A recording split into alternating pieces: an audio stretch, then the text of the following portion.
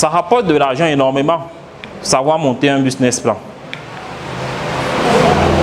Donc, on a calculé le coût de production, on a dit c'est prix de revient multiplié par la quantité vendue par période.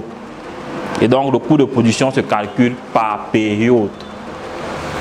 Prix de vente permet de calculer le chiffre d'affaires. C'est la même opération. Prix de vente multiplié par la quantité vendue par période. On se comprend? Maintenant, ces informations sont les informations de base. À ces informations, on va associer d'autres éléments, comme par exemple les charges de fonctionnement ou encore les amortissements. L'objectif de nos tableaux financiers sera de produire un certain nombre de tableaux. Parmi ces tableaux, on aura d'abord ce qu'on va appeler le plan de financement initial.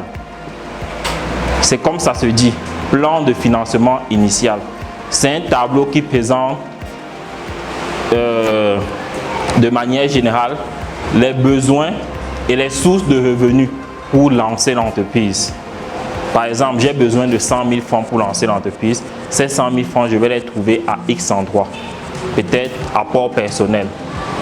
On aura des tableaux comme, par exemple, le tableau des investissements dont il a parlé tout à l'heure. On va revenir dessus. On aura des comptes de résultats prévisionnels qu'on va devoir monter.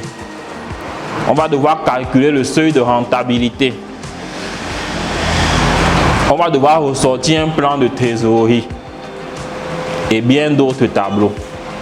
Et donc, c'est cet ensemble de tableaux qui sera l'ossature principale de notre business plan. On se comprend?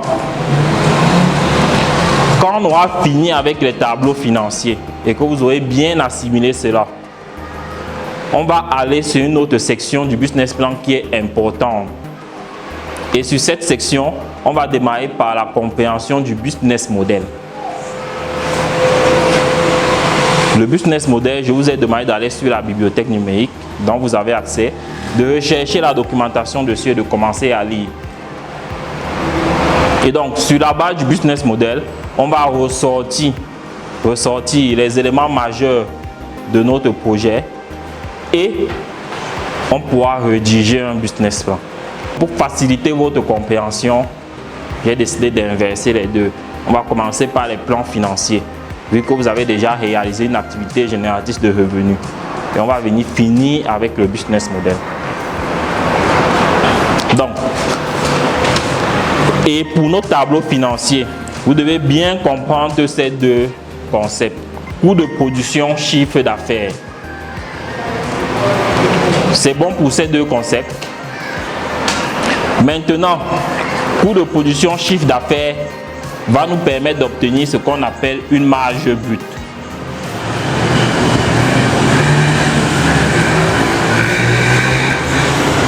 Ça veut dire quoi? Mon chiffre d'affaires mensuel est d'1 million de francs. Mes coûts de production mensuels sont de 400 000 francs pour mon premier produit. Ça veut dire que ma marge brute est de combien par mois? 600 000 francs. On se comprend? Maintenant, à la marge brute, on vient enlever les autres charges de l'entreprise. Parce que les coûts de production représentent la première charge. À la marge brute, on va venir enlever d'autres charges. Ça pourra être par exemple les charges de fonctionnement. Les charges de fonctionnement. Ça pourra être par exemple les impôts et taxes. Les impôts et taxes. Ça pourra être les amortissements.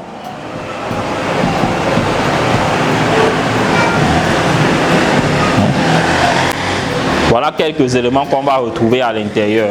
Les charges de fonctionnement, les impôts et taxes, les amortissements, les intérêts, par exemple, également pourront ressortir ici.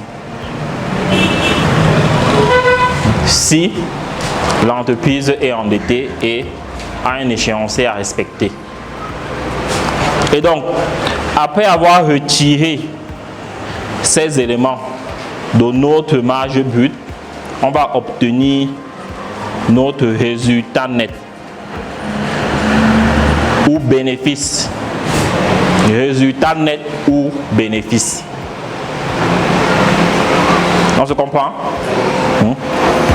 Et ce grand tableau, tous ces éléments vont intégrer un seul tableau de notre business plan que l'on va appeler le compte de résultats prévisionnels. On en a produit un la dernière fois.